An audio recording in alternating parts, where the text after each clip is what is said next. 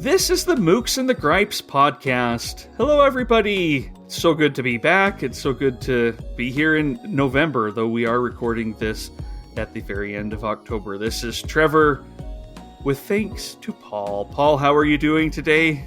Doing well, yeah. Thanks to you too. It's kind of funny. It feels a little different this morning. I think the weather's changing. The mornings are a little darker, so it's kind of that funny time of season where you can feel things, changing right before your eyes. Mm-hmm. Yep. I was out with my wife over the weekend, and it already felt like November to me, even though, again, it's not for us. I guess I'm just living in the future a little bit. We got our first snow yesterday, so I think that's part of it too, is there's just no denying what time of year it is anymore. Well, I hope we get to enjoy it. Yep. We are delighted to be joined today by Lori Feathers. Lori, welcome to the show. Thank you, guys. I'm really happy to join you. So, Lori, you and I have known each other online for some time. We have judged a book prize together, which I'm sure will come up today, as today's topic is book prizes. But I wanted to let listeners get to know you from you. What would you like listeners to know a little bit about you? Well, in 2017, I opened a bookstore in Dallas, Texas, where I live. And that store's been really fantastic. I'm the book buyer for the adult books at the store, and I have a lot of fun with that.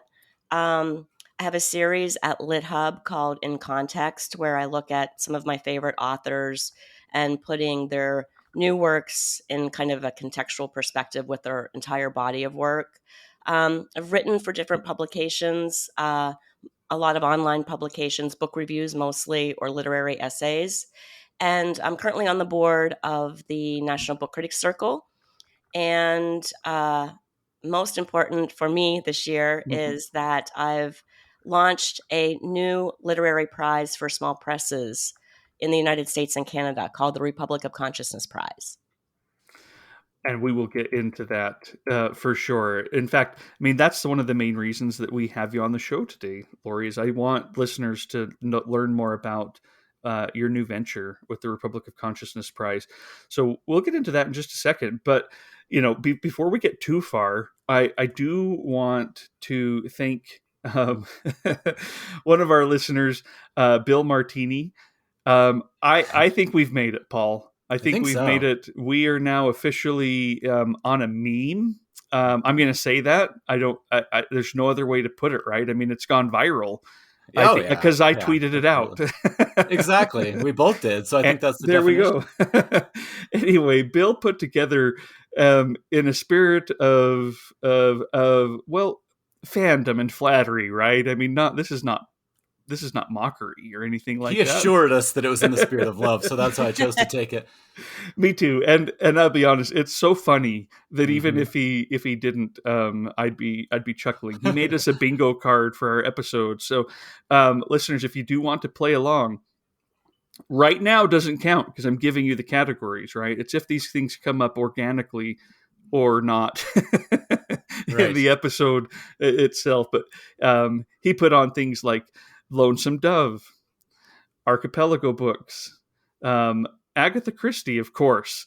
But I really like things like Trevor mentions that he still is reading the books of Jacob, or Trevor's dog barks, or let's see, what's this one here? Paul mentions reading something bleak and depressing, and euphemistically says, this wasn't the most light reading I could do. There's several things here that I think are a lot of fun. Even Trevor says Archipelago books. I don't know if people would fill this out blackout anymore. I don't think I say that like that I think anymore. that one they could just eliminate. One of these will be easy today. It's some sort of book prize shortlist is mentioned. We'll certainly get that one in there. But at any rate, we could probably add at any rate to the list, but it's not on there. But thank you, Bill. That was a lot of fun to look at. And we don't take ourselves seriously at all. And we recognize some of the things that we say and do on repeat. I think that's the nature of our very unprofessional gatherings.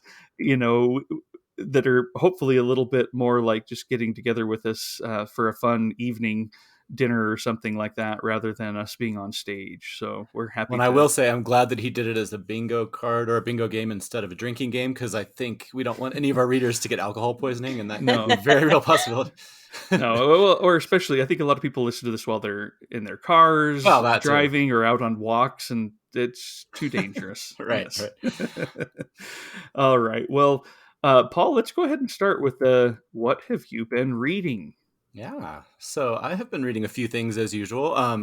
One of them is very timely because it actually has won some awards fairly recently. And so I'll start with that one. It's The Friend by Sigrid Nunez. It won the National Book Award for Fiction a few years back.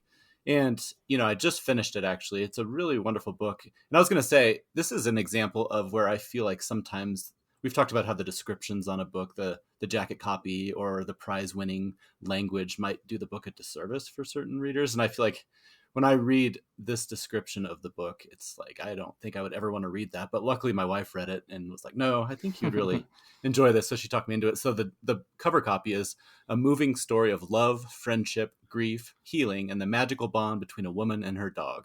Oh, that's not bleak enough for you, is it? Yeah, maybe that's the problem. No, I don't know. There's something about that. I just, again, not bagging on any book, but I think of like Marley and Me or something, where it's like, yeah, I don't know, maybe. But fortunately, there's a lot more to it than that. It's a very interesting book. It's very literary. There's tons of, references to authors and books, which is always something that I love. And there's also these prolonged sections that are focusing on, it is pretty bleak. There's, basically a friend and kind of mentor of hers has died, turns out by suicide. And so there's a lot of focus on her kind of unpacking that and dealing with that, both through literature and just, other ways throughout her life. But the dog, does play a very key role. She basically inherits this giant Great Dane from him.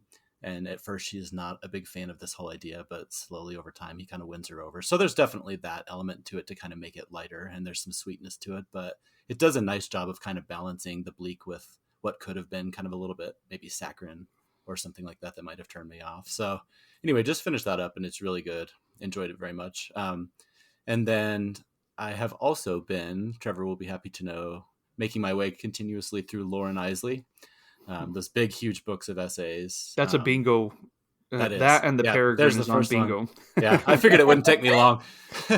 What can I say? There's a reason some of these are on there. But yeah, it's just wonderful. I want to thank you again for recommending it. And anybody out there who loves, nature writing that has a very poetic soul, like we've talked about. I mean, this man is a wonderful writer Mm-hmm. in any sense of the word. Not only he has the academic chops to back it up, but just the language, especially in certain essays, the ones that focus more on him, rather than where he's, kind of taking you through the history of evolution or how it's been received or different things like that. Those are still wonderful.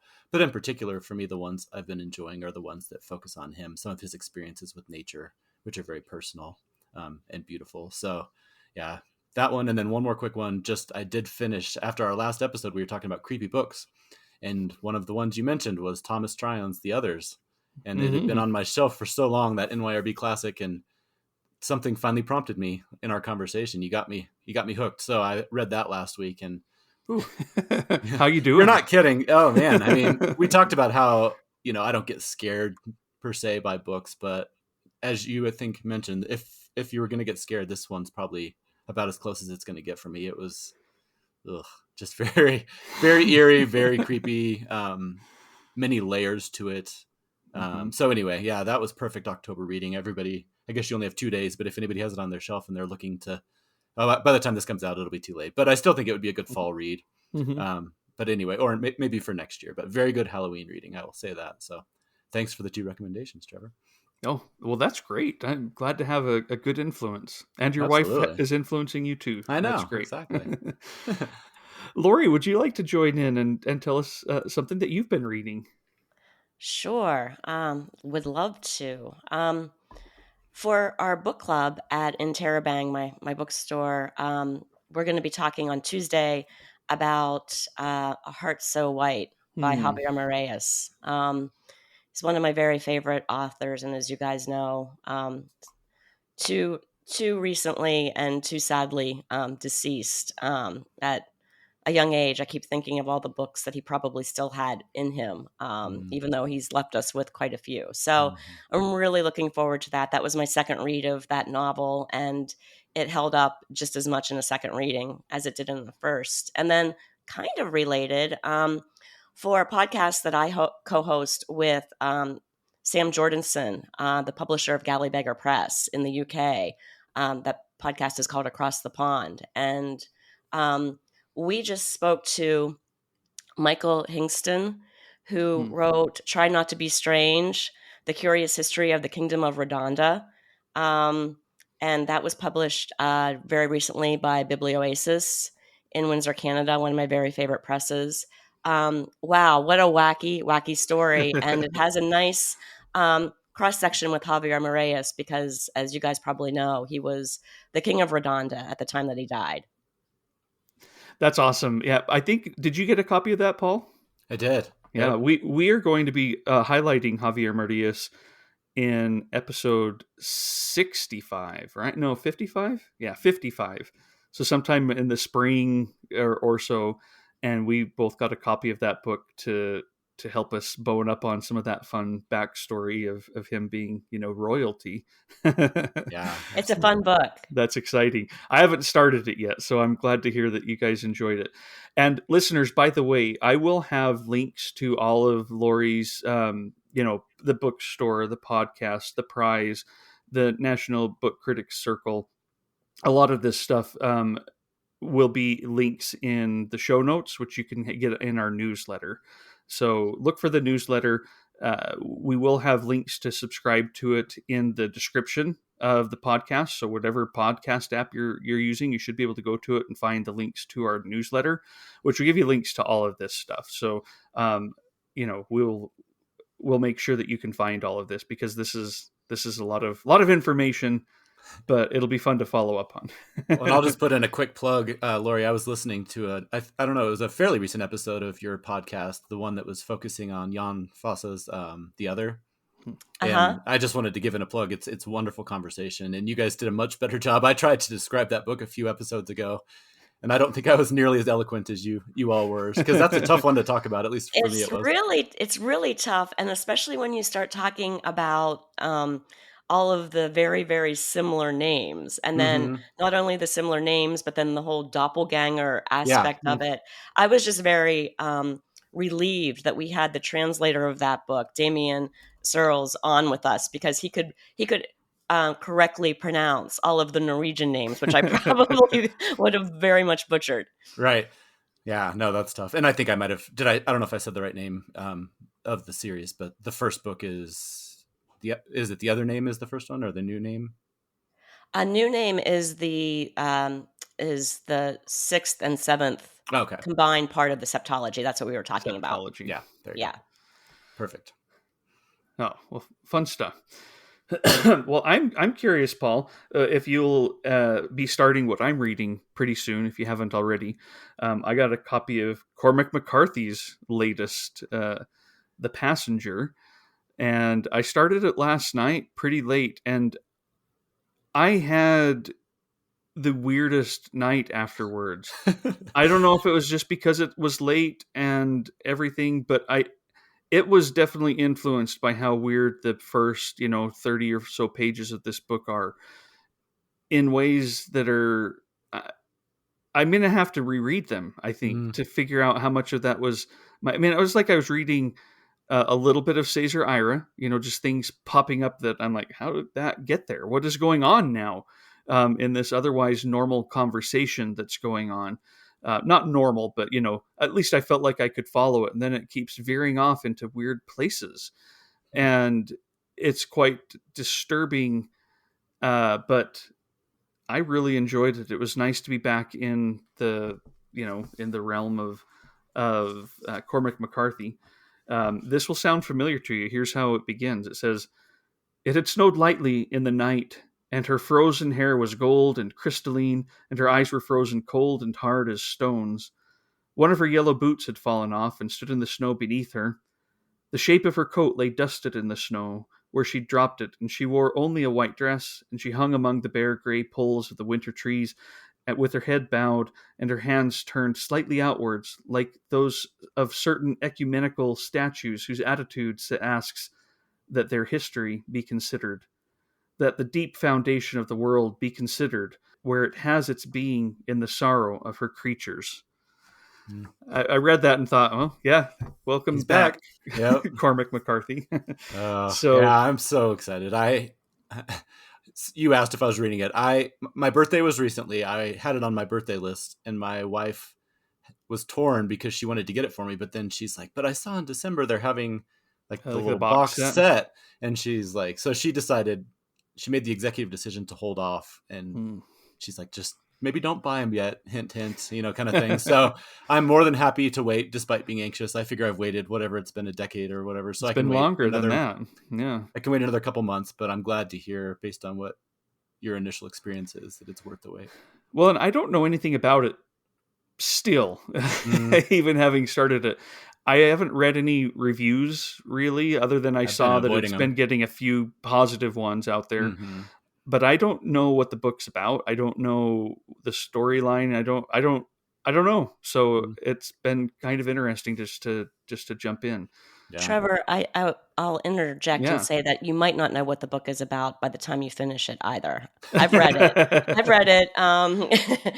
It starts out being, I thought that I kind of knew or understood what the book was going to be about, and then it kind of takes a real shift that I wasn't expecting. Sam Sachs at the Wall Street Journal reviewed both books this morning, actually. And yeah, his review helped me put it into context a little bit. But it's a very strange book. So I hope that your sleep will not be too troubled over the next week or so while you're reading it. Well, it was just weird because here's this conversation between a man and a woman. I don't know who they are yet. Still, I have suspicions, but I don't really know. And it was just so weird. Do you remember that first one where they're talking and you're like, okay, I know, I have footing. I know what's going on. This is a familiar scene. The woman's trying to leave, the man's there. And then you're like, are there people like eavesdropping? And then you're like, are there ghosts? And what is going on? I couldn't put my finger on any of it. And yet it was interesting. So we'll see. We'll see how it all goes for me. I have to admit, selfishly, I'm kind of glad to hear that in some ways, because as much as I loved like No Country for Old Men and some of those, I didn't know, and maybe this isn't accurate, but I didn't know which direction like it might go after so long, because he has No Country for Old Men is probably the most straightforward, book that he's written. And I thought I had read that this could follow that path, but then from you guys' description, maybe not so much. So I'll be very curious, but I wouldn't mind if it did not go in that direction as much as I enjoyed that book. I mean, I could, even though I haven't read any more than that, yeah, it is not like No Country for Old Men. It is not one of his screenplay novels. Right. I mean, even though actually it's written very much so far dialogue. One line after the other, but it's still, I mean, the man's talking about all these weird theories of physics and using big words and yeah, I heard an ecumenical pretty early on. I was happy to hear he hasn't ditched the thesaurus yet. So. No, it's quite chock full so far, so good. So, but yeah, I'm anxious to see how these things go. Have you read the companion novel yet, Lori? I've not. No. Are you going I am interested. I think that I will, yeah, because I'm interested enough to try to feel the relationship between the two books. The writing of The Passenger is wonderful, is lovely, and one of the things that I really appreciated about the book is it is about big scientific, complicated ideas, but then that's counterposed with this like really natural dialogue between the main character and his buddies. And so it's a unique book. I'll put it that way. It felt to me, just what I've read, there's some David Lynch in the strangeness. I've already mentioned some Cesar Ira, Thomas Pynchon. It felt much more along those lines than any than really even his early work. You know, he didn't return to the just plain old dark heaviness Mm-hmm. of the early work. Here I say as if I know after 30 or 40 pages. Oh, that's awesome. Kind of what So, Lori said earlier about Javier Maria's having so many books that you always wonder what could have come, type of a thing. I will admit, for the last decade plus, I've been fearing that that would be the conversation I'd be having about Cormac McCarthy, just based on all these. There's been rumors about this book, The Passenger, that's been out there, for so long, and mm-hmm. you find these little, corners of the internet where there are people debating it, and there's this manuscript that was leaked, or he read it at an award ceremony or whatever, and so I am glad, no matter what it is, just if nothing else, there's going to be two more books at least from Cormac McCarthy, which makes me happy. So Yeah, what is he, 89? I think Yes. so. Mm-hmm. So yeah, if he takes as long to write the next one, that'll be something Yeah. to have a book published at 105 or so. Right. So, all right. Well, listeners, thanks for following along so far. We are now going to turn to our main topic for the day, which is just book prizes. We could talk for hours about any one book prize, but I think it's also worthwhile to have a conversation about book prizes and what they mean to us. And we'll get into specifics for sure. I want to understand more from Lori about the Republic of Consciousness Prize itself, and how it has migrated over to the United States. And so, Lori, do you mind just kind of expressing to us, just for a second, you're part of the National Book Critics Circle, which has a prize, and uh, you know, I'm assuming that you like book prizes. I've judged the Best Translated Book Award with you. What do book prizes mean to you? And then, if you want, please carry that through to whatever led you to get in touch or do whatever you needed to do to get us this great UK prize in the US and Canada. Well, for me, I think book prizes are discovery. It's a wonderful way um, to have someone kind of curate for you the best of the best, right? You've got all of these great readers that are judging a book, and they come up with a long list and then usually a short list. And it's really fun for me to kind of, in the process of waiting for a short list, to read some of the long list titles. I know I used to be in a kind of a informal group that we would try to um, predict which of the long listed books would make the International Booker Prize.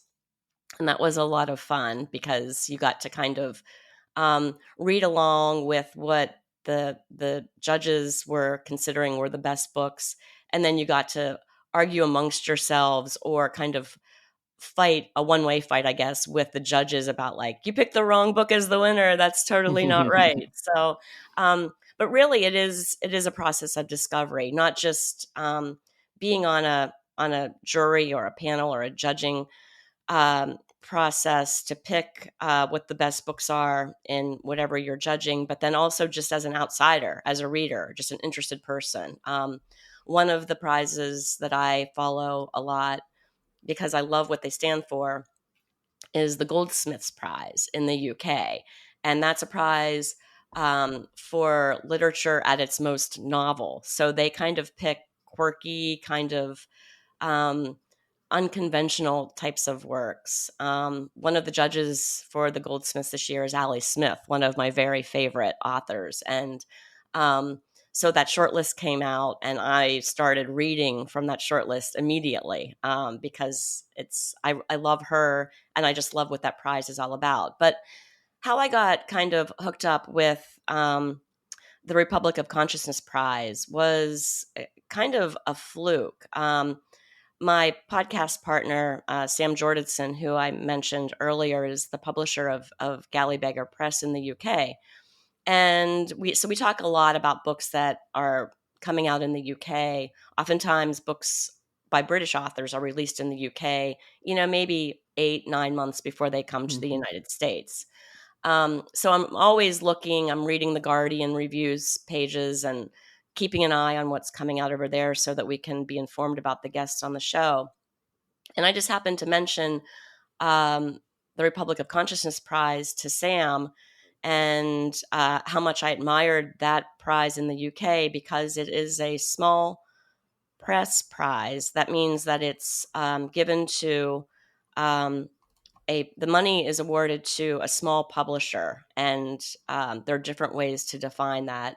But a small publisher that publishes majority literary fiction books, adult literary fiction, and the the concept behind the prize is that you've got all these small publishers out there that are really taking creative and financial risks by banking all of their budget. A lot of these presses, including Sam's at Galley Beggar, like, it's run out of their home by he and his wife. They're like, it's a two-man show. They publish 4 books a year. And so when they decide to publish a book, like, their whole livelihood kind of rests on placing a bet on that book, and that that book is going to do well. And so the curation is just really careful. The editing is always, I think, a really special and kind of unique thing, the way they work with the authors. And these small presses are often the least financially capable people of taking this risk. And so the Republic of Consciousness Prize was founded in 2017 in the UK by Neil Griffiths.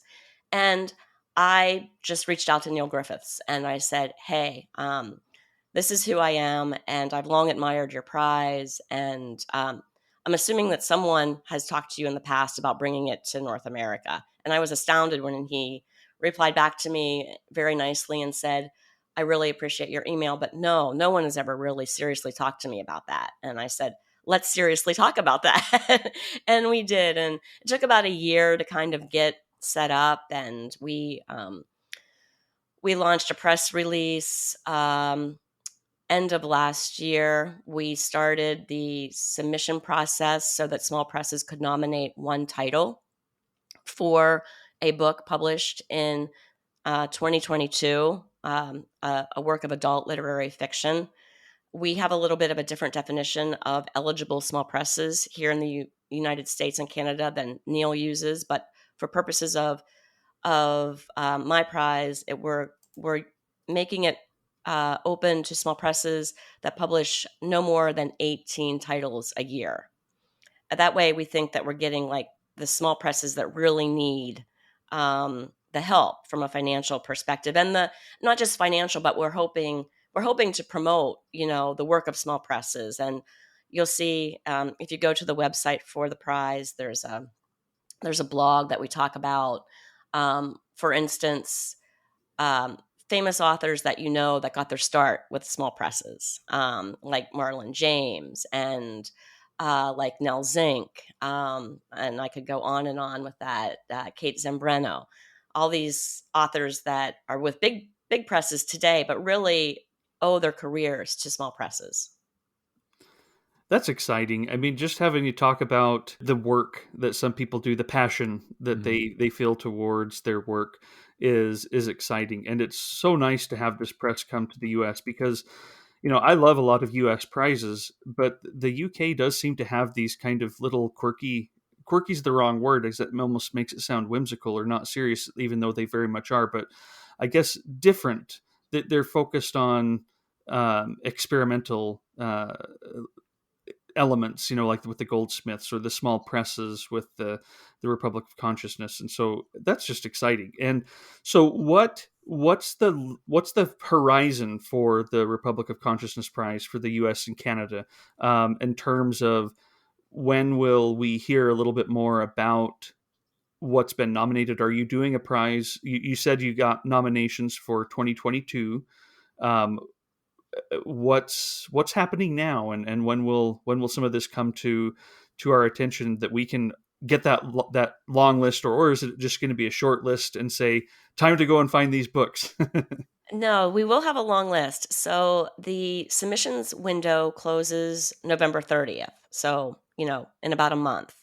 The judges are reading furiously. We've got a great set of judges. One of my goals for this prize is to each year have a majority of the judges be booksellers and independent bookstores, because I think that booksellers have a unique role and responsibility to bring small press literature to readers. Lots of readers don't understand. I know before I started reviewing books, I never paid attention to who published the book I was reading. I followed authors, but I didn't follow presses. And what I really would be so happy for is if customers at my store and stores all over the country were able to um, get readers to pick favorite publishers. I think lots of people like you guys, Trevor and Paul, you know who your favorite presses are because you're very embedded in the book world. But a lot of people don't really pay attention to that, and I think that can be a really great discovery, because you kind of get used to the type of books that New Directions is publishing, and the lists that they curate for every year that they publish. And so I think that's a nice way to discover new books. But in addition to having two fellow booksellers on the jury this year, we also have the author Ben Fountain, who's a fellow Dallasite and a great author. He wrote Billy Lynn's Long Halftime Walk, and and so he's judging as well. So we're reading furiously right now. The long list will be announced in January. The short list, I'm thinking probably beginning of March, and then the winner will be announced at the end of March for the 2022 award. Cool. Exciting. I hope I'm on your press mailing list. I don't know if I signed up for something to get that, like if there was a spot on your website to get that, or at least something to get press releases, because I would love to be right on the front of hearing about these. Yes, thanks for mentioning that. There is an email sign up that you can get news and updates from our blog. Excellent. Excellent.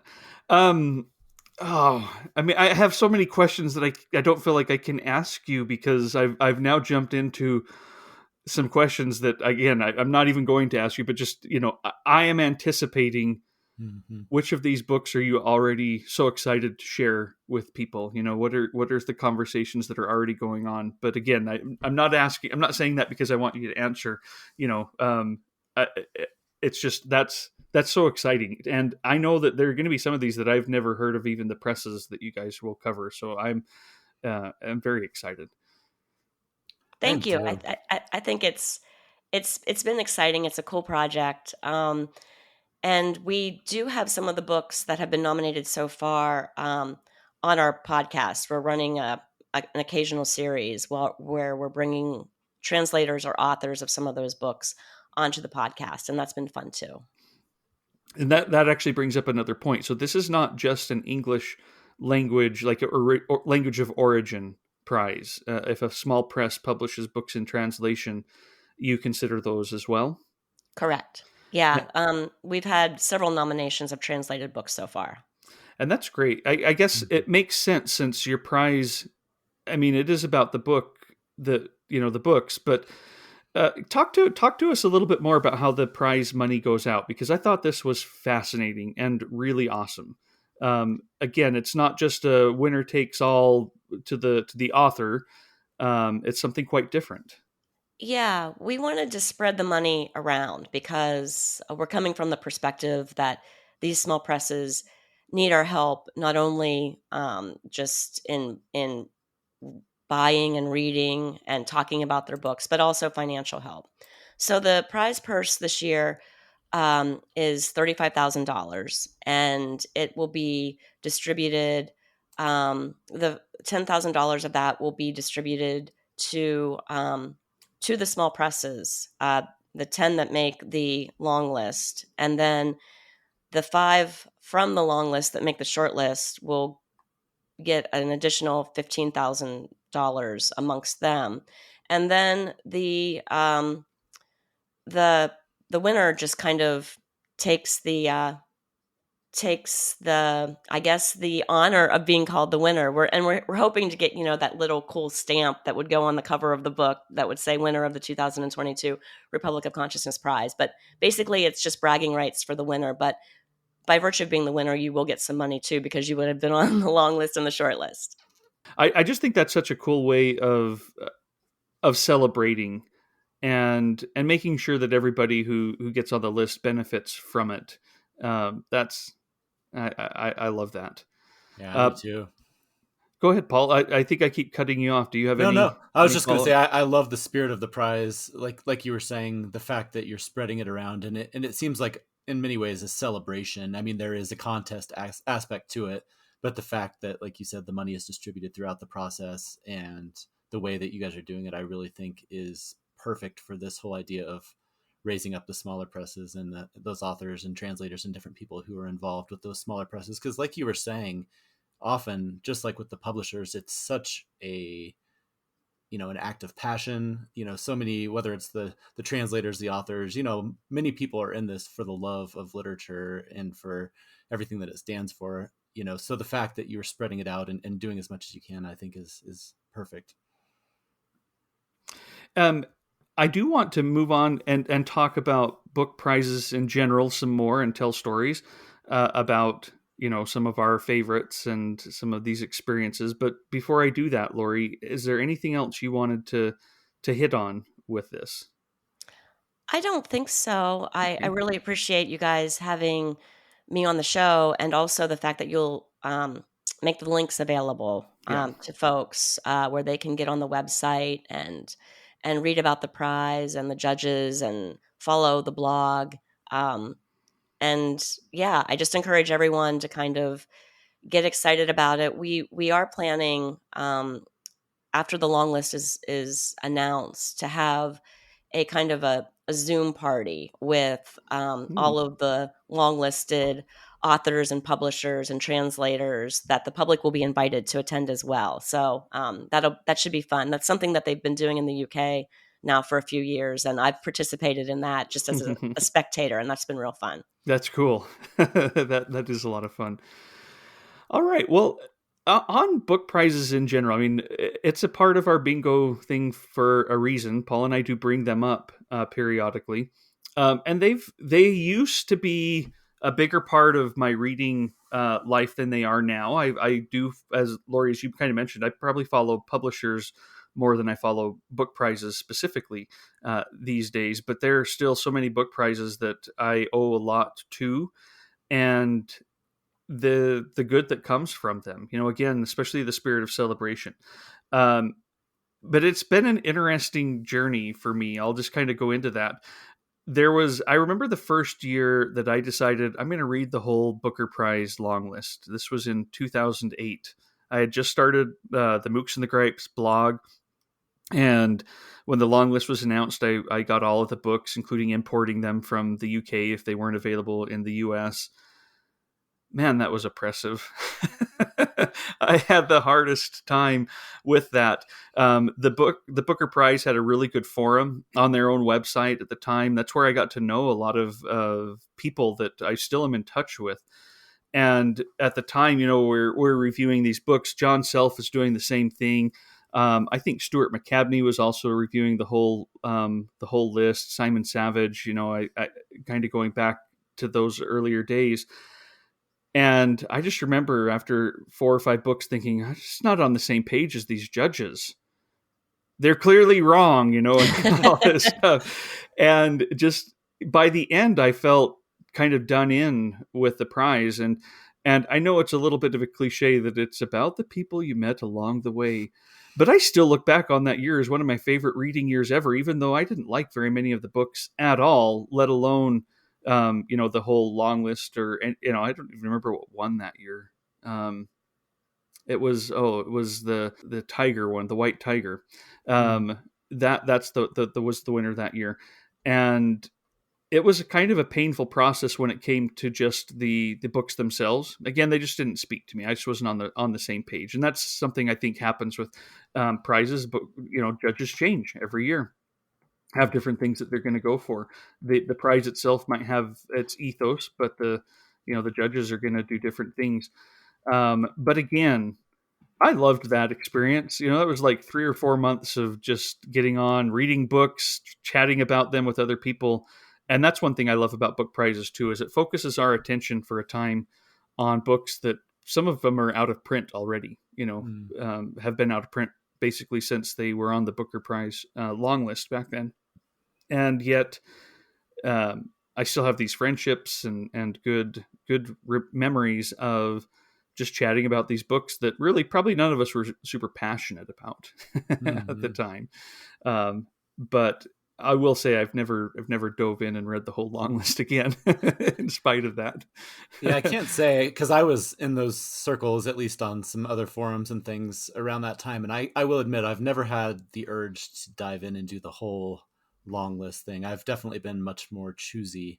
But I would kind of echo what both of you have said about one of the things I love is just the celebration and the passion and the debate Mhm. and all the excitement. Like these are the hot new books that just came out, or here's why they're buzzing. But one thing I was going to bring up that I've also really valued about prizes over the years is almost kind of the backlist aspect of it. Like Yeah. there are times where I will go back just through whether it's the Pulitzer, the Booker, the Nobel, and it's a really good way to kind of look back and discover old books that you aren't aware of. And so, I had a friend of mine who he kind of got back into reading after a period off, and he kind of wanted to, not necessarily read the great books with the capitalized G and B, but like along those lines of just find out like what are some of these foundational books through time. And one of the ways that he did that was to kind of go back through some of the book prizes, and you can kind of pick out through the years and watch trends and things like that. So I just wanted to bring that up. Not only can it be the excitement of like what's happening right now, but I do think, for me at least, there's a lot of value in going back and looking through the years. And on Wikipedia and elsewhere, you can find at least a short list of most of these prizes, and often Mhm. some of the other books that were nominated and clear back for decades if the prize has gone on that long. And I think that's a fun way to not only find old books, but also kind of watch trends in literature. And there's like the white male years, but then you can start to see these transformations happening where it Mhm. becomes much more interesting and diverse, just things like that. So something else that I enjoy about prizes. Do you guys remember the website Book Slut? Mhm. Mm-hmm. Jessica Crispin? Well, she did this cool thing, and I participated for a few years where I think it was the Pulitzer Prize, but she would have people read and review the the books that were either shortlisted or longlisted for the prize, but that didn't win 50 years ago. So each year she'd Mhm. go back 50 years. Oh, cool. And I think I was involved in it when we were looking at like 1965, I think. And that was really a fun exercise, like you said, Paul, just to kind of go back. And I discovered I discovered great books and authors that I'd never heard of, Yeah. because it's sad, but so often we're not reading the stuff, even the winners that Mm-hmm. from 50 years ago anymore. Yeah. No, Mhm. I like what you said about it's not always the winner, and often it's not the winner for me, but often on the short list or even on the long list, you'll discover these gems. And even if you don't necessarily agree with the judge's decision for the winner, there's so many interesting books that are just kind of circulated through that. So yeah, that's a really cool idea. I like that. And I know other people have done like through the years, like each year or a couple times per year, they'll go back and read, now we're going to do 1965, now 66, 67. I just all this excitement that these kind of prizes can generate, I think is really valuable. And then didn't the Booker Prize, they did the best of the Booker on their 50th anniversary, Mhm. right? And I Yeah. think I think Salman Rushdie's Midnight's Children won like the best of the Booker for like the first 50 years of the Booker's running. That was a fun exercise too. Mm-hmm. Yeah, that was a lot of fun. They did the Lost Booker, which we brought up a few episodes ago because it was J.G. Farrell's Troubles that Mm-hmm. won that too, where they really went back, 50 years or 40 years, I guess, probably at that time, to their beginnings when they changed some of the dates. And so some books were ineligible for the Booker any year. And so they Oh, went that's back right. and corrected that. And even though some of the authors, I think a few of the authors were no longer with us, they, still had their books up. And I did read that whole list. And that was a lot of fun. Mm. That was a good experience. I mean, I think that brings up an interesting thing that I was thinking about with prizes. It's the whole idea of kind of the zeitgeist and the hot new thing versus timelessness. And like, when you're talking about a prize, I don't know if, I mean, I don't think there's a right answer, but do you have any thoughts on those two kind of, they're not combating, but those two complementary things of like, maybe when you're judging, for a prize, how much do you think the judges would consider? I'm thinking of like Goon Squad, for example, which I'm not going to say Mm-hmm. that it's not going to be around forever, but in some ways, I feel like that one was like a very timely, important book that may or may not, be talked about in 50 years. So there's Mm-hmm. something like that. But then there's some of these other ones that have much more of a timeless feel. Like you just pretty much think, people are going to be talking about this for years. So I don't know if you guys have any thoughts, but that's just one thing I think about sometimes of looking back at these lists. You'll see some where clearly it might have been considered a book of its time versus some of these that we still talk about all the time. So, Oh, for sure. I think that's a big pitfall to that I'm sure judges are try mm-hmm. to figure out which books are speaking to us today, but we'll go on. But I will say I felt a little bit spoiled, and Lori, I wonder if you did the same. The nice thing about the Best Translated Book Award, I just judged that one year. It was the 2016 books, and those books were published throughout time. We were judging books that were written a century ago, and or books that were written within the last 10 years as well, and they had already gone through a few steps, right? They had to be both published in their own language and then translated by someone who enjoyed the book, or at least commissioned by a publisher who enjoyed the book, and then kind of go through these vetting things. And so I never felt like we were just getting a bunch of books trying to talk about 2016. There were some timely books, for sure, but it felt a lot more of that timelessness was just part of the package with that one. But I imagine doing something like the Pulitzer would be a lot more tricky that way. Mm-hmm. Yeah, I guess I did Best Translated Book Award uh twice on the judging. 2016 with you, Trevor, and then 2017. And Mm-hmm. 2017, our winner is one of probably my favorite books ever, and I was so happy that it won because it's the one I was pushing for.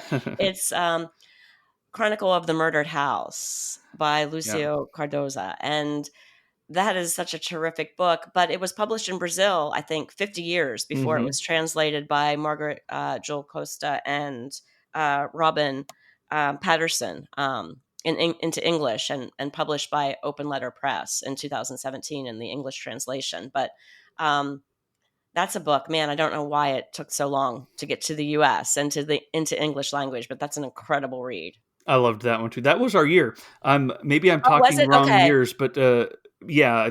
So, but yeah, that was the one we were both on. That was my choice too. Everybody. Great, great. You've got great taste, Trevor. I don't know. I don't think anyone would mind us saying that was a pretty unanimous winner by the end. I mean, we talked about all the books, and I think people would have. It may have not have been their first choice, but by the end, it was something no one said no to. Mm-hmm. Right. Um, so yeah, that It's was not. that was fun. It's not always, I think, that uncontested. I know in the National Book Critics Circle, um, that's an elected position, and I'm in my final year, my 6th year, and I'll be bounced off the board for being, too much around Just getting real older. soon. Exactly, but we get into some real knockdown dirty. I mean, it never gets physical, but but yeah, that can get really really heated because people are really passionate about what they love and why they love it, and it can be really hard to kind of find, I think, a compromise, or you never want to say really that you're compromising when you're talking about something as important to book lovers as like the best book of the year in that particular genre. But sometimes it's really hard to come up with a winner. Our year was so friendly, and people were, among the judges. I just remember the backlash when we didn't long list Arno Schmidt's Bottom's Dream. of a few people, and I get where they're coming from. That work of translation is a work of astounding wonder and genius to even have translated that book. But we had our reasons for saying, look, I can't even read this thing. There's something going on here. And I remember I'd read probably about 200 pages of it by the time people were starting to talk about whether we just needed to put it on. And I'm like, well, I I can't imagine when I go to the Best Translated Book Award long list, I'm looking for books that I can go buy and read, not something that I get for my desk that I might take me the rest of my life to get through, because I can't tell you what's going on in the 200 pages that I've read. And it's amazing that it exists, but I don't know if it fits what we're going for with something that is both a great translation and a great story, something that where we're really giving readers a benefit. So we talked about what is this prize for? And kind of said, it isn't necessarily just about the best translation or the most wonder that you get by looking at someone's work and going, holy cow, what is what is that?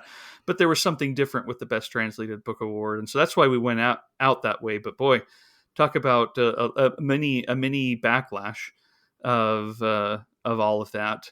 And I still stand by our decision, and throughout the whole process. Though I suppose it could have been on the 25, but it got its nominations too. But that was what I remember from that year. But amongst us judges, I feel like it was here are some of my favorites, and people we were all readers, right? We were all excited to hear from each other about what we were enjoying and get into that. But I didn't ever sign up for that one again, because I also found it quite overwhelming to get that many boxes of books in the mail and have to get through them.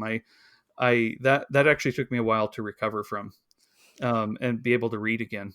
And I don't know, Trevor, maybe you or Paul do, but I'm not sure they're doing the Best Translated Book Award anymore. No, they are not, and I don't know what it might turn into.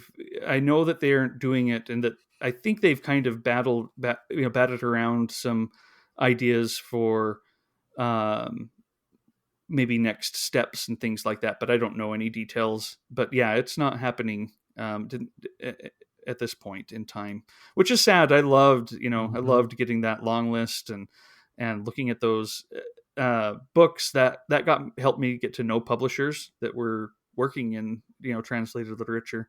But I'm just excited for the Republic of Consciousness prize that will have all of the riches. Yeah, I'm so excited. I keep repeating myself with the small press aspect of that, because there are so many wonderful small presses out there. And as much as I spend time just, on the internet and Twitter and everywhere else, like obsessing over this stuff, I'm still amazed how many times I come across either a press or a book or an author that I'm like, I don't know who this is or what this is. And so I think any outlet that you can have that's just giving exposure to all these wonderful people who are doing these amazing things, I know I'm selfishly very excited about it. So, Well, Paul, I have a question for you. I put you on the spot. okay. Do you have you ever had any traditions circle around book prizes? Because I'll tell you, the end of July for years was just getting geared up for the Booker Prize long list for me. Mm-hmm. And the Pulitzer, I don't do this anymore, but I used to wait for the winner to be announced, and if I hadn't read it yet, I'd go to the bookstore and pick it up and read it. That was the next book I was reading. I don't do that anymore because, again, it's not quite as directed that way. But have you ever had any traditions or anything that stands out to you? I would say not traditions necessarily, but right around that same time, I know I talk about this time period a lot, but it was very formative for me when we were on an online forum out of the UK called Palimpsest. And it's where I met, Trevor and John Self and so many other people. And there was so much buzz around the Booker in particular around that time that I think that was when I was by far the most engaged. And so when I look back at the winners over the years of the Booker Prize in particular, there's definitely a time period right there in the probably the early to mid, like from like 2005 to maybe 2012 or 15, where I can definitely tell how much that prize influenced my reading, both the long list and the winners. So that would probably be the closest one that I can think of. like I said, for me, a lot more of it I find is just going back through the lists when I'm kind of thinking about, like, looking for some books from the 80s that I might not know about, or whatever the case may be. I tend to go that way, I think, more. But yeah, as far as just an annual tradition, I would say kind of around that same time period that you were talking about is where that was probably the biggest influence on me. And I would say the Pulitzer Mm-hmm. and the Booker were the two at that time that were most on my radar. Do But you have a okay. sense of like prize season, which is kind of what we're in right now? With the National Book Award, then we're going to get the Mm-hmm. National Book Critics Circle Award lists. We got the Penn book lists, kind of all coming together with the Pulitzer in Yeah. April. Do you does that hit your calendar ever? And I'm not asking because it should. I'm just Mm-hmm. again, I it's mean, been such a part of my way of thinking about the year that I'm yeah. curious. I don't know, actually, that now that you mentioned that, I don't know that I actually have ever thought of it in that way. For me, I guess maybe I'm more serendipitous, where just because of the bookish circles that I run in, it just kind of falls into my lap, which I'm spoiled.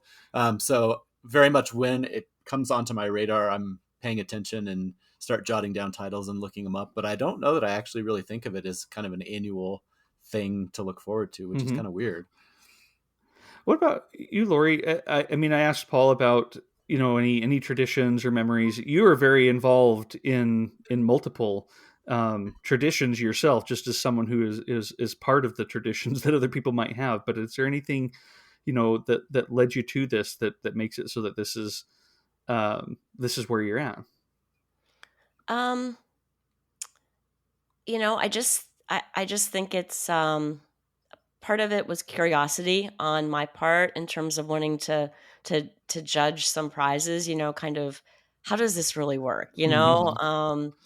and it does work a little differently. I've noticed, like, for each jury of different prizes that I've been on, and that can be interesting. And even as you mentioned, Trevor, even like with MBCC now, in my sixth and final year of judging it, each year is different depending on, because we have different judges, different board members each year that roll on and off the board. So, and the books too change, but it's changed a little bit for me, I have to say, being a book buyer for an indie bookstore, because oh god, it's such a fun job because I get all of these publishers catalogs, and I can see what's coming out, 8 months from now, and just, it's a little bit like being a kid that um is not only in a candy shop, but like their parents own the candy shop. And so you're just like in the candy shop all the time, gorging on all of the sweets because you know, I my eyes are always bigger than my stomach, so to speak, in terms of like all the books that I want to read, because I just get excited about Mm-hmm. seeing what's coming out all the time. I would I, just be curious, based on that real fast, how much time do you get to read like backlists or older books, or do you find yourself always drawn, both due to your position and the fact that you're judging, to the new? Again, I know that, like we've talked about, some of these books that are put up for prizes have been published in the past, and especially in their original languages. But like, do you ever have that battle of like every new catalog that comes out is dominating your reading list, whereas you're like, but I would like to get back to some of those books that were published 5, 10, 15 years ago? Paul, you're on to one of my favorite topics, because I think that just as a society, we privilege the new books Mm-hmm. over like the timeless books, like you were talking about before, in terms of judging an award, like the consideration of, will this book still be around in 50 years, and the timelessness element of it. So much of what we buy, um, front list as book buyers, is just flash in the pan. And I don't mean that any disrespect to the publishers or to the authors, but you hear so much hype about, this book, and it's got all these like crazy comparisons to, like Faulkner, and, just kind of like really monumental books. And so often they just fade away. you bring in like a stack of 8 of them and put them in the front new fiction table of the store, and they might get gobbled up because it's the cool new book that everybody's reading, but no one's going to remember these books in Mhm. a decade or longer. And so that's why I feel really passionately about the backlist. I love that's my favorite thing to do with the store, is bringing in a solid backlist, because I think any good independent bookstore, you judge it on their backlist, right? I mean, Absolutely. um, just to go into a good bookstore and to see a book, oh, I remember reading something about that book, sometime a while ago, and I was curious about it. And I can't believe, I'd forgotten all about it, but here it is. And I've got the opportunity to buy it here. And yeah, I think that the backlist is just so special. And I've often thought about something that, I mean, you guys through your podcast do a great job probably of kind of highlighting those backlist books, but I wish there was some kind of more organized effort that we could do. I don't know, maybe like a backlist prize. I have no idea how you would define that, or kind of structure that, but something that would kind of get everyone's attention on a book that was published 30 years or longer ago again, or maybe Mm. it never had the recognition it deserved. A lot of, New York Review of Books, in terms of reissuing the McNally editions that McNally Jackson's doing now, they're doing a good job of that. Mhm. And Virago Press in the UK. But yeah, some of those older books, those are the books I get excited about putting in customers' hands. Yeah.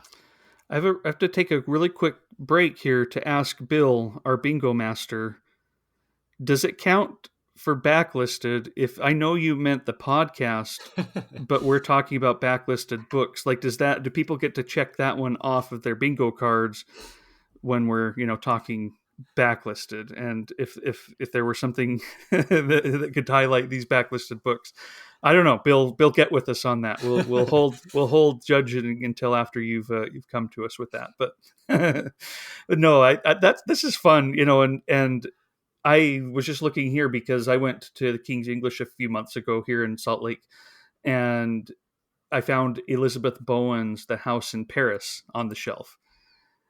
I wouldn't find that at most bookstores, so it is fun to go in and find these old books. It's kind of cool that you have a foot in both parts, where you are highlighting the new so much, both with your bookstore, but with your roles on these juries, but also your role as a bookseller in not letting the gems just fade away, as best you can.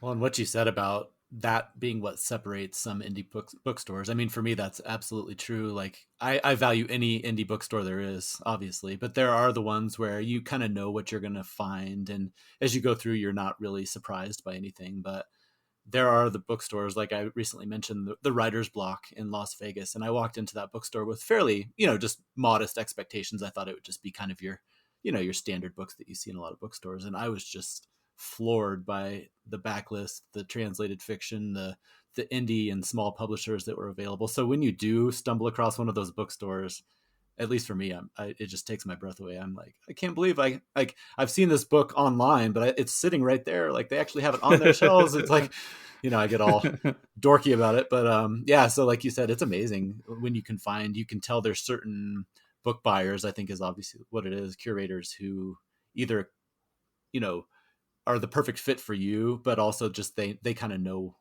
that whole backlist and which ones to bring in. So it's so fun to find those. Yeah, I had a lot of fun.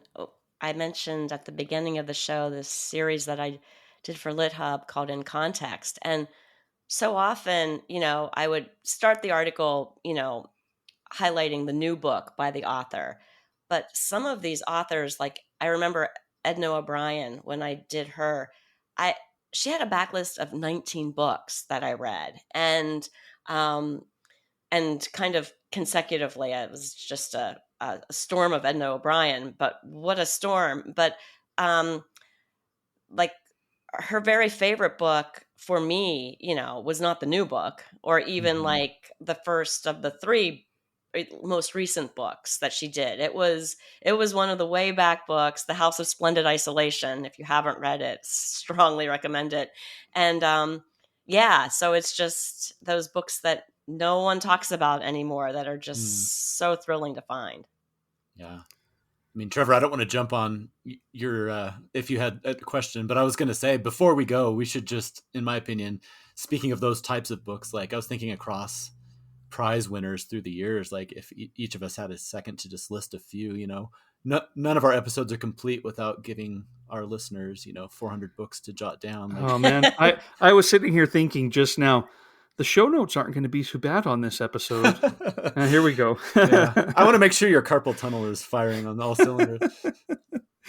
No, we don't No, have to I go think into too much detail, but I I think just, that's a great idea.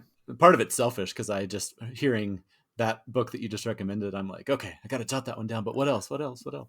So, are you asking for like favorite books that we discovered through prizes, whether prize winner Yeah, I mean, or that's what just I was thinking. I mean, I could just give an example, like when that friend of mine that I mentioned, who was kind of going back through older Pulitzer and Nobel lists and things like that, he put a book onto my radar which I had not heard of before, which is William Kennedy's Ironweed. mm-hmm. And it won the Pulitzer. I don't know if I have the details of it right in front of me. Yeah, it won the 1984 Pulitzer Prize and the National Book Critics Circle Award for Fiction. And so, he's a pretty well known, like you still see him around and everything, but there's just some of those books where I read this book and, it's about this guy who's kind of returning to his hometown after having ditched his family for some very serious reasons. And he's kind of in this vagrant, I think in this book, they call him a bum, but, kind of in this community of homeless people. And he's running with some of the ignored people in society, the prostitutes and the homeless and things like that. And it's just a really fascinating book because he's kind of dealing with these ghosts of the past and things like that. So I was just thinking examples like that, where that one would never probably have crossed my path, except that this friend discovered it through the list of old Pulitzer Prize winners and put it on my radar. So I just thought that was kind of fun. And again, not trying to put anybody on the spot. I have a couple more I can talk about if you guys are brainstorming. But Lori, do you have any like? I am brainstorming. Do you have I'm any favorites? brainstorming too. I mean, there's certainly books that I discovered, lots of books that I've discovered through being, judging and looking at prize lists. The ones that I'm thinking of though are kind of newer books. Mm-hmm.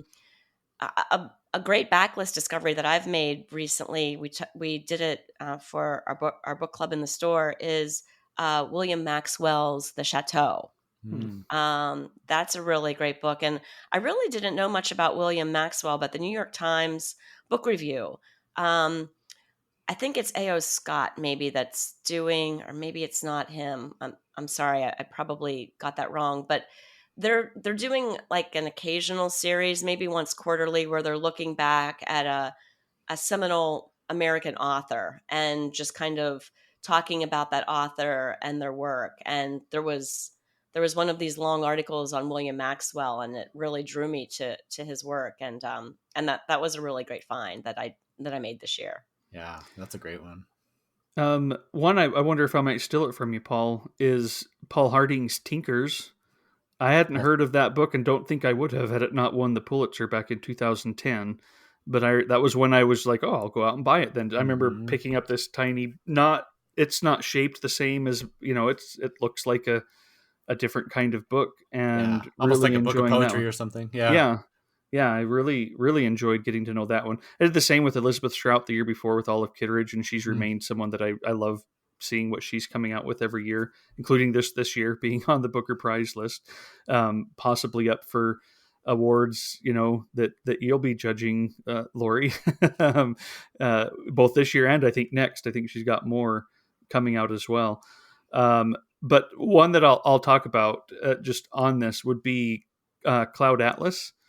I know that you're not the biggest fan, Paul, and I don't know how I would feel today.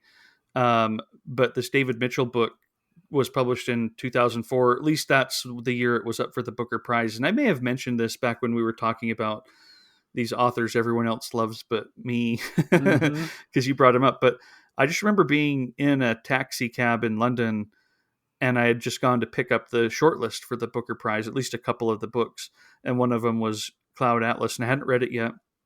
And the taxi driver was saying it's his favorite of the year, favorite book on the long list, and thinking, well, I'm really excited to read this, and then just being swept away with it. I really did enjoy that book, and how unique it was to me. Maybe not to others in the know, but at that time for me, this was a pretty unique premise and weird, and I still don't know if it had any purpose to its structure, that goes deeper. But I just really enjoyed that, and that remains one of my favorite book prize memories and discoveries, and they're linked, in my mind. The memory is definitely part of that. Why I consider that book kind of an important book prize book in my mind. Well, what I think you mentioned this when you brought it up before, but like, how exciting is that? Like, talking about the power of book prizes, where you just happen to get into the taxi Yeah. cab and you're both talking about this book prize and everything. Like, how exciting is that? Why does everyone seem to get the taxi drivers that talk about books with them? I read It people's columns where they're like, yeah, I was getting these recommendations from the taxi drivers. Like, I never get those taxi drivers or Uber drivers. I It know. never has happened to me in the U.S. And when I lived in London or in New York, I never did that happen. Yeah. And I didn't ride the taxi very often in London, but I imagine Mhm. there it's every day. Oh, I'm sure. Absolutely. Talking Dickens with the cabbie. And yeah. Well, just, I mean, real quickly, I'll just throw in a couple more, and they're more recent, but one that won at the time it was the Bailey's Women's Prize for Fiction is Ymir McBride's A Girl is a Half-Formed Thing. That was Ah, 2013. Oh man, that book, I still think about it so often. And so that one was one that absolutely would never have made it onto my radar without that prize and the buzz surrounding it, and I was so glad that it did.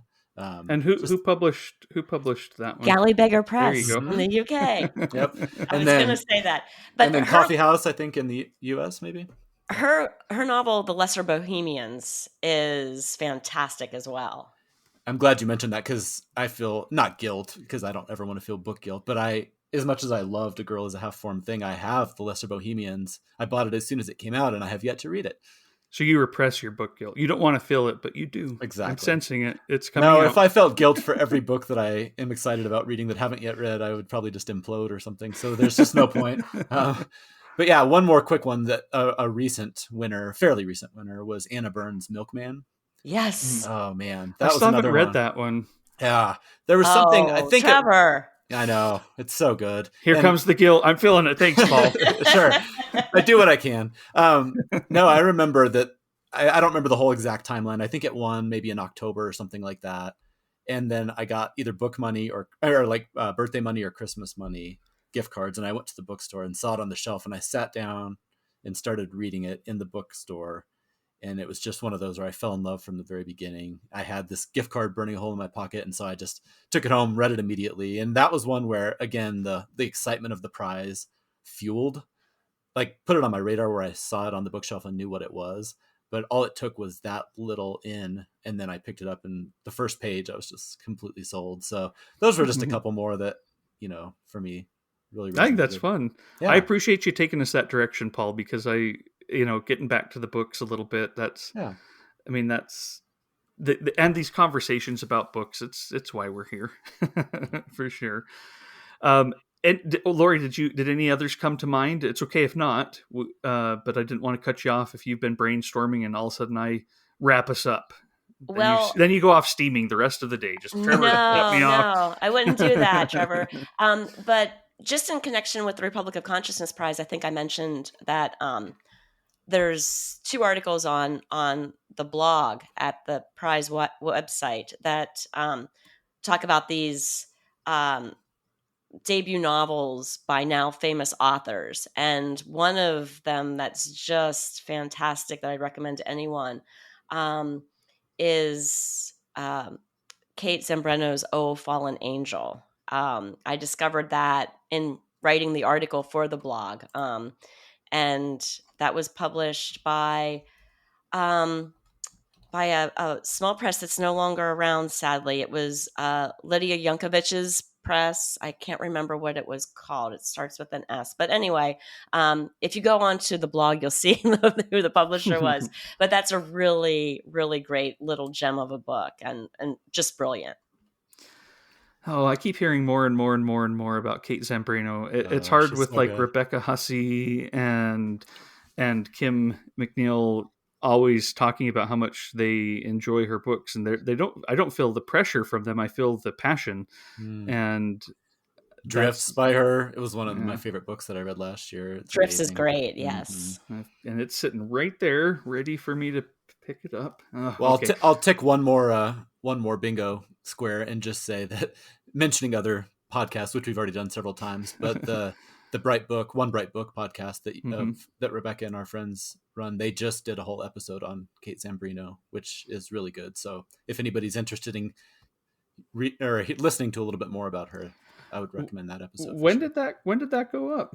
Um, I've been a little bit out of it over the last yeah, I couple think of it's like weeks. maybe the most recent one, so maybe within the last week or so. Oh, good. That's Yeah, it exciting to inspired me have. because I read Drifts, and I read one of her first books, which was called Green Girl, which was Mhm. it was still really good, but it probably was where she was still finding her footing, I would say. But whether that's true or not, either way, I just want to read more of her books because she has such a fascinating mind and she's such a wonderful writer. Yeah, that's exciting. Okay, yeah, I see it here. It just went up October 25th. I knew it was coming, Mm-hmm. but I hadn't seen that it got up. But like I say, it's been a little bit of a blur the last couple of weeks. So Yeah. I'm excited for the weekend. We always leave these, Lori, ready to go read, and then errands and other things get in the way a lot of these weekends, but it's still fun. Yeah, I've got big goals for reading this weekend, but after we're through here recording, probably the first thing I'm going to be doing is watch my college football team lose. I'm a Penn State Nittany Lion, and we play Ohio State this morning, so that's going to be real ugly. Yeah. Well, Oh you might boy. need an escape, so save that book, have it there as your comfort right after. Maybe I'll turn the TV off at the halftime and just like read. It'll be Exactly. probably worth my while to do so. Oh, well, thanks so much for coming and joining us, Lori. It has been a pleasure. It's nice, you and I have chatted plenty, but it's always fun to get together on these and realize. I mean, this is the first time we've talked to each other, but it doesn't feel like it to me. I don't know. It's interesting, these online communities and how they can just become a part of you that this is already, it just feels familiar and nice to see you again. Wait until Yeah. next time, kind of vibes. So Book people are natural friends, I think. If there are people that want to talk books, it's automatic friendship, and it's been a Exactly. real pleasure to join you guys. Thanks for what you do. Thanks for what you do for books. well, and listeners, we will continue over the next few months to bring up the Republic of Consciousness Mm-hmm. Prize in the U.S. and Canada, and I can't wait to see what you guys have in store for us, Lori. Thanks so much. Absolutely. It's exciting. Paul, anything you want to say before I log you out? As I know, Yeah, that's right. Before you cut me off. No, I would just, echoing that. I can't wait to see the long list and the short list. And I was just thinking, you and I both always do kind of an end of the year or beginning of the year, like wrapping up and looking ahead. And I would not be surprised to hear some of these books coming up on some of those discussions. So for it'll be fun. sure.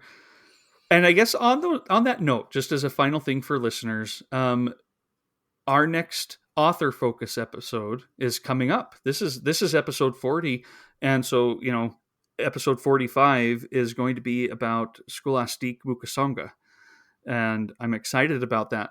It might be a time when we fiddle with the numbers, like the rules, Paul. I don't know, because I don't want to do episode 45 on Scholastique Mukasonga on and have it come out on Christmas Day or something like that. So it might be that we have to tweak that just a little bit this time, but that is our next one, and we have not announced that yet. So I thought some listeners might want to get ready and read up on some of her books that come from Archipelago. Just kidding. I don't know if that counts. I don't know if that counts. When I said it on purpose So, all right. Well, thanks everybody for your time and for listening. We hope you're having a great November. go visit a bookstore, go visit a library, and enjoy this time of year when you have more excuses to be inside reading. Absolutely. So See we'll see everybody. you soon. Thank you for listening to this episode of the Mookse and the Gripes podcast. You can follow the Mookse and the Gripes and get show notes and book and film reviews at mookseandgripes.com. On Twitter, you can find Trevor at Mookse and Paul at BiblioPaul. You can also get information about future shows on our Patreon. If you'd like to donate to the show, anything and everything, even $1 a month, helps and is deeply appreciated. You can become a patron at patreon.com/Mookse. Until next time.